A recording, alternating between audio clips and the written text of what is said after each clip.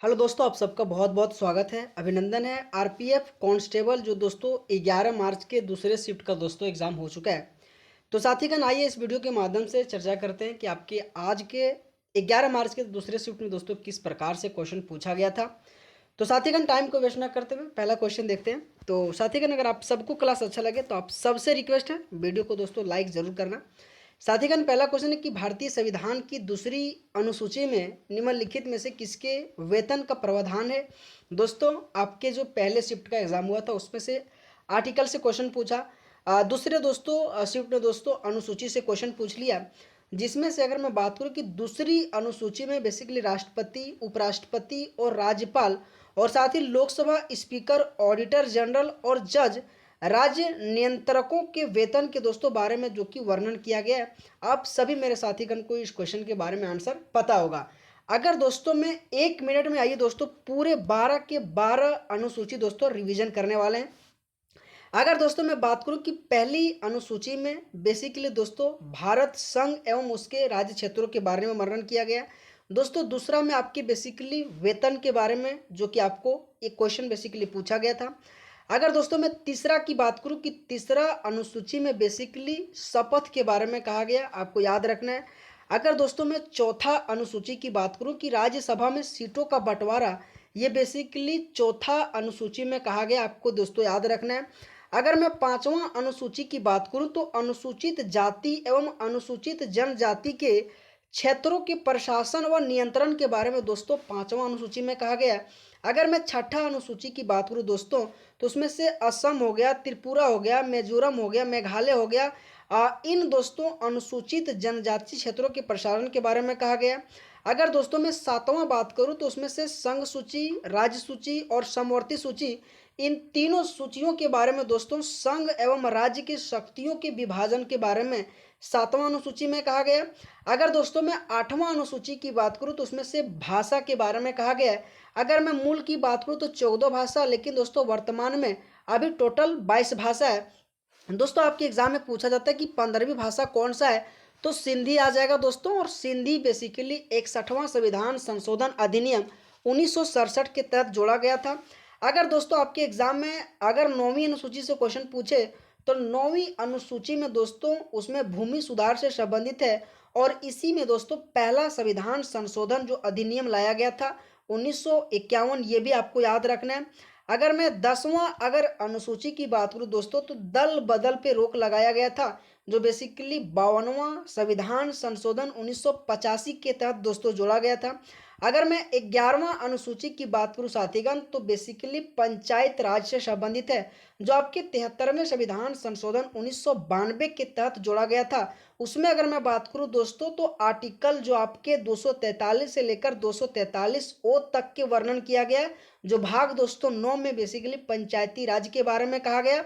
और अगर मैं अंतिम अगर अनुसूची की बात करूं कि 12वां अनुसूची बेसिकली नगर निगम से संबंधित है। 74वें संविधान संशोधन अधिनियम 1992 के तहत आर्टिकल दोस्तों 243 पी से लेकर 243 जेड जी तक के बारे में कहा गया है, जिसमें से भाग 18 के बारे में वर्णन किया गया। दोस्तों आपको याद रखना, आपके एग्जाम में हमेशा क्वेश्चन पूछा जाता है।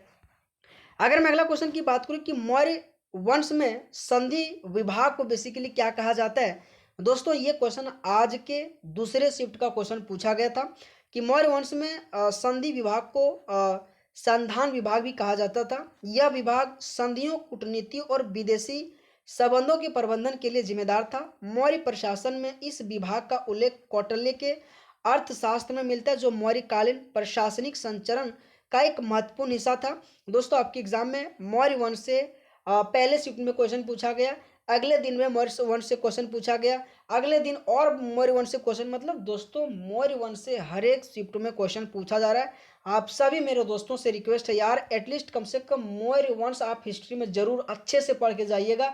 दोस्तों बार बार क्वेश्चन पूछा जा रहा है। अगर मैं बात करूं दोस्तों मौर्य वंश के संस्थापक बेसिकली चंद्रगुप्त मौर्य आ जाएगा दोस्तों, जिसमें से दोस्तों अगर मैं बात करूं 322 से लेकर 298 बीसी तक दोस्तों इनका कार्यकाल है। इसी के साथ दोस्तों अशोक भी आपके एग्जाम में इनसे संबंधित बार बार क्वेश्चन पूछा जाता है, जो 269 से लेकर 232 के बीच में कार्यकाल रहा। दोस्तों इनसे संबंधित मौर्य वंश से इनका अंतिम शासक, इनका पहला शासक अशोक हो गया, बिंबिसार आ गया, हमेशा दोस्तों क्वेश्चन बार बार पूछा जाता है।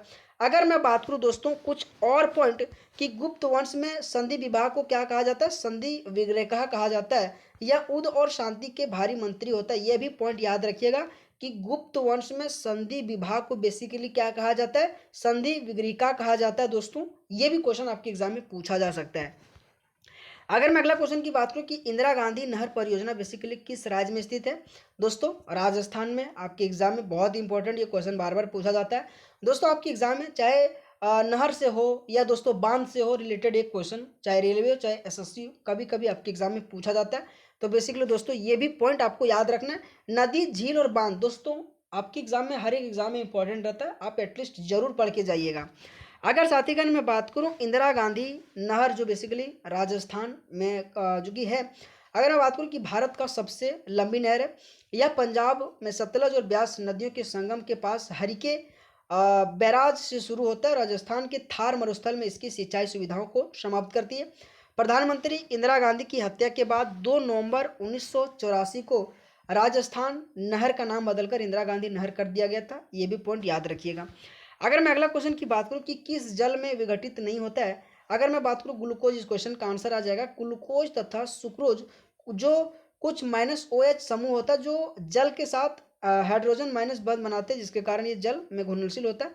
जो बेसिकली इस क्वेश्चन को आपको ध्यान रखना है। अगला क्वेश्चन दोस्तों कि कार्बोहाइड्रेट का वह रूप है जिसे छोटे कार्बोहाइड्रेट में नहीं तोड़ा जा सकता, उसे क्या कहा जाता है, मोनोसेकेराइड कहा जाता है। दोस्तों ये एसएससी में बार बार मोनोसेकेराइड से क्वेश्चन पूछा जाता है, और ये भी दोस्तों आज के पेपर में क्वेश्चन पूछा गया था।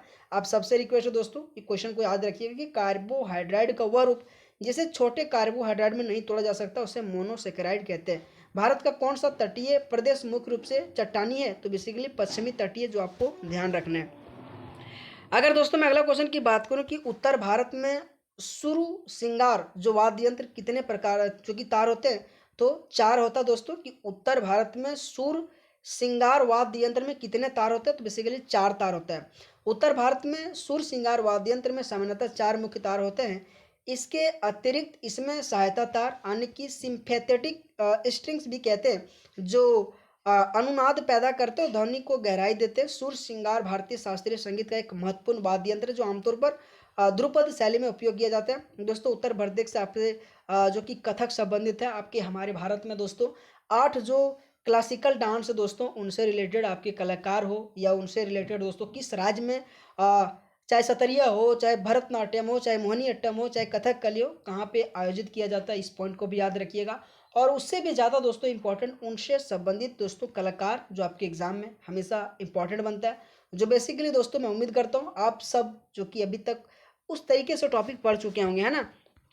अगला क्वेश्चन दोस्तों कि 44वां और 45वां आसियान शिखर सम्मेलन बेसिकली कहाँ हुआ था, तो दोस्तों इस क्वेश्चन का आंसर बेसिकली लाओस के वियतनियामे में आपका 44वां और 45वां आसियान शिखर सम्मेलन हुआ था, आपको ध्यान रखना है। अगला क्वेश्चन पानीपत का द्वितीय विश्व युद्ध यानी कि किसके बीच चला था, तो अकबर और हेमू के बीच हुआ था। पानीपत का पहला अगर मैं युद्ध की बात करूं तो बेसिकली 1526 में बाबर और दिल्ली सल्तनत के जो कि अंतिम शासक बेसिकली इब्राहिम लोदी के बीच लड़ा था। और ये भी क्वेश्चन बार बार पूछा जाता है कि कौन दिल्ली सल्तनत के किस शासक का नाम बताइए जो मैदानी जंग में मारा गया था, तो इब्राहिम लोदी दोस्तों आपको याद रखना, जो बेसिकली लोदी वंश के अंतिम जो कि रूरल था। और लोदी वंश के अगर मैं बात करूँ फाउंडर, तो बेसिकली बहलोल लोदी हुआ था, उसके बाद सिकंदर लोदी, उसके बाद इब्राहिम लोदी, जो बेसिकली पानीपत के पहले युद्ध में हारा गया था। और उसी जो 1526 के बाद मुगल काल की जो कि स्थापना हुआ था, बाबर उन्होंने स्थापना किया था। और उसके बाद फिर द्वितीय युद्ध भी हुआ था, तो बेसिकली अकबर के साथ हुआ था, जो हेमू के बीच में युद्ध लड़ा था, जो आपको बेसिकली ध्यान रखना है। जो आपके एग्जाम में पूछा जाता है कि अकबर और हेमू के बीच बेसिकली 1556 में द्वितीय युद्ध और बेसिकली 1761 में आपके पानीपत के तृतीय युद्ध, ये भी पॉइंट आपको याद रखना, आपके एग्जाम में पूछा जाता है। अगला क्वेश्चन मैं बात करूं कि नौसैनिक अभ्यास मालाबार 2024 कहाँ आयोजित हुआ था, तो विशाखापट्टनम में दोस्तों, आपको बेसिकली ध्यान रखना। ये भी दोस्तों जितने भी आपके एक्सरसाइज 2024 हो रिलेटेड दोस्तों आपके एग्जाम में पूछा जाता है, आपको ध्यान रखना है। अगर मैं अगला क्वेश्चन की बात करूं कि सबसे अधिक आणविक भार किसका होता है, तो दोस्तों लैक्टोज, आपके 4 ऑप्शन दिया गया था, उसमें से लैक्टोज भी ऑप्शन था, तो आपकी बेसिकली सबसे अधिक आणविक भार लैक्टोज का होता है। अगर मैं बात करूँ दोस्तों आणविक भार की तुलना में आधार पर लैक्टोज सबसे ज़्यादा है।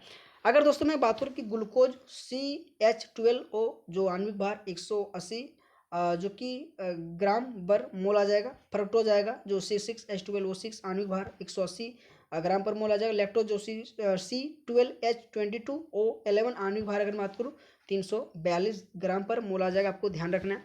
अगला क्वेश्चन दोस्तों 2024 में दीप्ति शर्मा वनडे गेंदबाजी रैंकिंग में कितने स्थान पर है, चौथे स्थान पे। दोस्तों आपके एग्जाम में अभी चैंपियंस ट्रॉफी से क्वेश्चन पूछा जा सकता है, आपको बेसिकली ध्यान रखना है। भारतीय ऑलराउंडर दीप्ति शर्मा को आईसीसी की नई महिला वनडे गेंदबाजों की रैंकिंग में करियर की सर्वश्रेष्ठ दूसरे स्थान पर पहुंचाया गया, जो आपको याद रखना है। तो दोस्तों आप सबको क्लास कैसा लगा, और अगर दोस्तों आप सबको क्लास अच्छा लगा तो आप सबसे रिक्वेस्ट है यार वीडियो को लाइक जरूर करना, और अगर आपको इसी तरह से क्लास चाहिए तो दोस्तों चैनल को आप जरूर सब्सक्राइब कीजिएगा। तो दोस्तों बहुत बहुत धन्यवाद दोस्तों, आप सबका थैंक यू सो मच।